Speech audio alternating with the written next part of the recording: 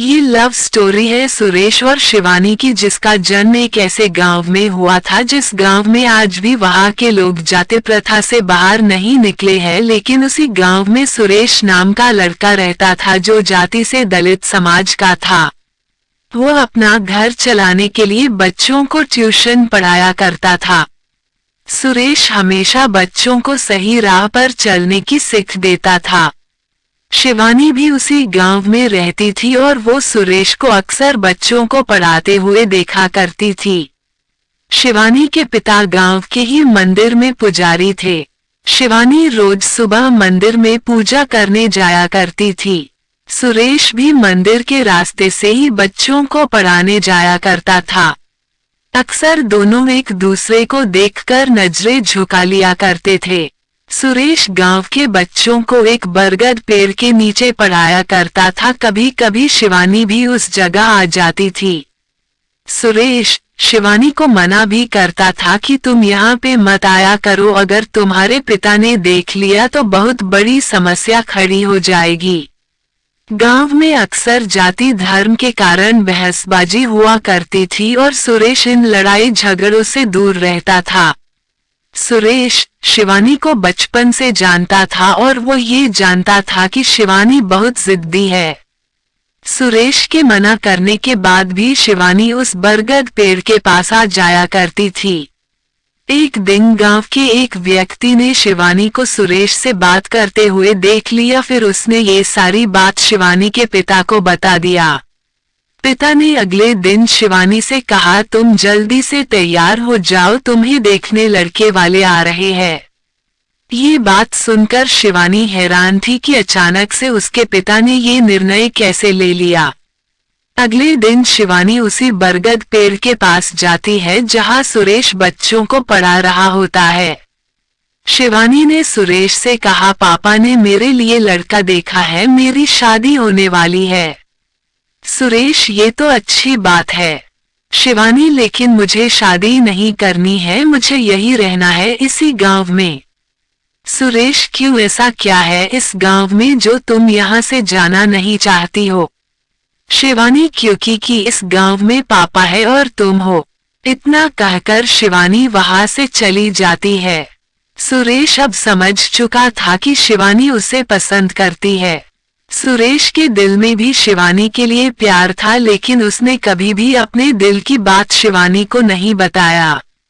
सुरेश ने गांव की जातिवाद समस्या की वजह से अपने प्यार को दिल में ही दबाए रखा था।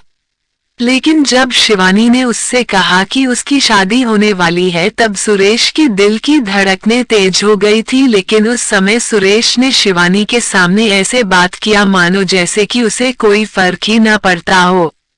अब दोनों के दिल में एक दूसरे के लिए प्यार था, लेकिन उन्हें समझ में नहीं आ रहा था कि अपने प्यार का इजहार कैसे करे।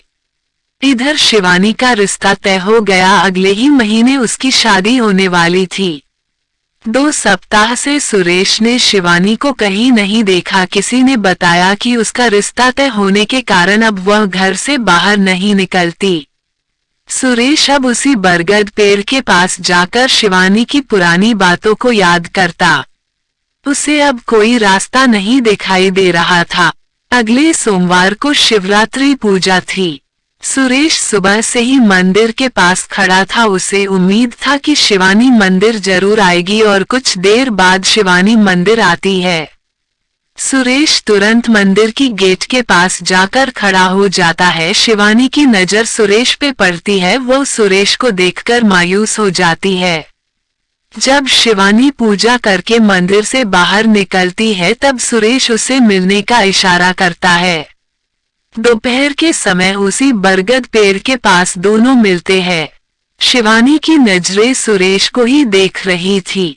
सुरेश अपनी नजर नीचे करके कहता है, शिवानी, जब तुम मेरे पास रहती थी तब मुझे कुछ फर्क नहीं पड़ता था और न ही मुझे कुछ महसूस होता था। लेकिन आज जब तुम दूर जा रही हो तो पता नहीं मुझे अजीब सी बेचैनी हो रही है। ऐसा लग रहा है मानो मेरे जीवन का कोई कीमती चीज मुझसे दूर हो रहा है। ऐसा लगता है कि मुझे तुमसे प्यार हो गया है। अब मुझे समझ में नहीं आ रहा है कि मैं क्या करूं। सारी बातें सुनकर शिवानी की आंखों में आंसू आ गए। उसने कहा, सुरेश अब तुम ही बताओ कि मैं क्या करूं, मैं भी तुम्हें बहुत चाहती हूं लेकिन कभी तुम्हें बता नहीं पाई। अब मैं कैसे रहूंगी तुम्हारे बिना, मुझे तो कुछ भी समझ में नहीं आ रहा है। अंत में सुरेश ने शिवानी से कहा कि चलो हम दोनों यहाँ से कहीं दूर भाग के शादी कर लेते हैं, लेकिन शिवानी ने सुरेश को मना कर दिया क्योंकि शिवानी को अपने पिता की इज्जत और गांव में उनकी मान सम्मान सामने दिखने लगी और वो ऐसा कोई कदम नहीं उठाना चाहती थी जिसकी वजह से उसके पिता का सिर झुके। शिवानी ने सुरेश से कहा कि अगर मैं इस गांव से भागती हूँ तो मेरे पिता का क्या होगा, वह तो किसी से नजर नहीं मिला पाएंगे, इसलिए मैं भागकर शादी नहीं कर सकती। कुछ समय तक सुरेश ने भी सोचा और उसे भी शिवानी की बातें सही लगी। तो अब आखिर में दोनों के पास बिछड़ने के अलावा और कोई दूसरा रास्ता नहीं था। दोनों ने जी भरकर एक दूसरे को देखा और अंत में दोनों ने एक दूसरे को गले लगाया और हमेशा के लिए एक दूसरे से जुदा हो गए।